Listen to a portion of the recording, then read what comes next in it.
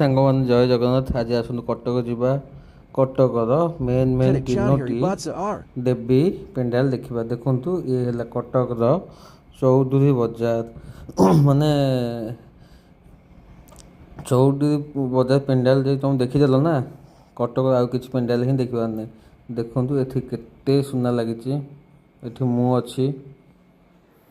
ତାପରେ ଚାଲନ୍ତୁ ବଙ୍ଗାଳୀ ସାହି ଯିବା। ବଙ୍ଗାଳୀ ସାହି ଦେବୀ ମଣ୍ଡପ ଦେବୀ ଦେଖିବା। ଦେଖନ୍ତୁ ଏଠି କେତେ ସୁନା ଲାଗିଛି।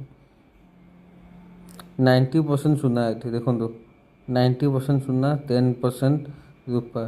ଦେଖନ୍ତୁ କେତେ ଭଲ ଦେଖାଯାଉଛନ୍ତି ଦେବୀ। ତାପରେ ସବୁଠୁ ମୋଷ୍ଟ ବ୍ୟୁଟିଫୁଲ୍ ପ୍ଲେସ୍ ଯିବା ଖାନନଗର।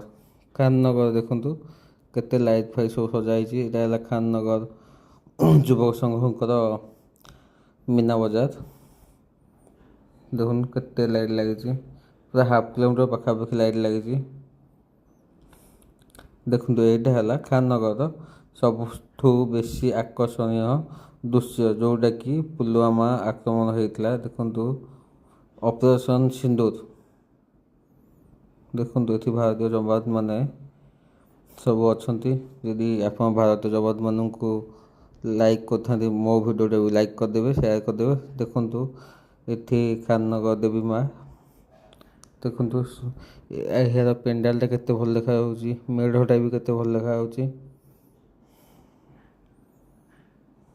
ଯଦି ଭିଡ଼ିଓଟା ଭଲ ଲାଗେ ଲାଇକ୍ ସେୟାର ତ କରିବେ, କମେଣ୍ଟ ଟିକେ କରିଦେବେ ଆଉ।